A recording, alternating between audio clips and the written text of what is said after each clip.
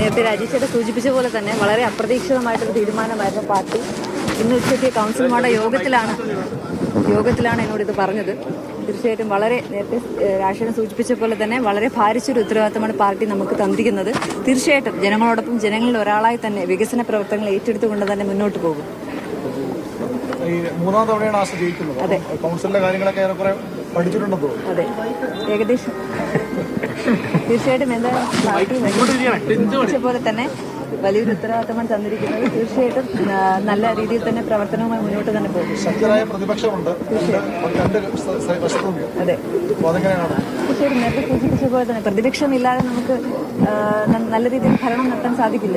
തീർച്ചയായിട്ടും അതുകൊണ്ട് തന്നെ നേരത്തെ നമ്മൾ പറഞ്ഞ പോലെ തന്നെ നമ്മുടെ എല്ലാവരും വളരെ ആക്റ്റായിട്ടുള്ള കാൻഡിഡേറ്റ്സ് ആണ് നമുക്കുണ്ടായിരുന്നത്. നമ്മുടെ ആക്റ്റായിട്ടുള്ള കൗൺസിലേഴ്സാണ്. നമ്മളെല്ലാവരും ഒറ്റക്കെട്ടായിട്ട് ഒരേ മനസ്സോടുകൂടി തന്നെ നമ്മൾ വികസന അനന്തപുരിക്കായിട്ട് നമ്മളെല്ലാവരും ഒറ്റക്കെട്ടായിട്ട് നമ്മൾ പരിശ്രമിക്കും.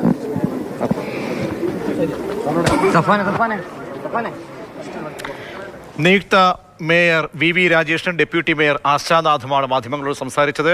ജനങ്ങൾ ഏൽപ്പിച്ച ഉത്തരവാദിത്തം കണ്ണിലെ കൃഷ്ണമണി പോലെ കാത്തു സൂക്ഷിച്ച് നിർവഹിക്കുമെന്നാണ് വി രാജേഷ് പ്രതികരിക്കുന്നത്. അങ്ങനെ വി രാജേഷിന്റെ പേരിലേക്ക് എത്തിയത് ഒരുപാട് സസ്പെൻസുകൾക്ക് ശേഷമാണ്. RSSന്റെ ഇടപെടൽ, BJP ദേശീയ നേതൃത്വത്തിന്റെ ഇടപെടലൊക്കെയാണ് അങ്ങനെ വി രാജേഷിന്റെ പേരിലേക്കും ആശാനാഥിൻ്റെ പേരിലേക്കുമൊക്കെ എത്താൻ കാരണം. ശ്രീലേഖ പൂർണ്ണമായും തടയപ്പെട്ടു, ഒരു സ്ഥാനവും നൽകിയില്ല എന്നുള്ളതാണ് എടുത്തു പറയേണ്ട കാര്യം.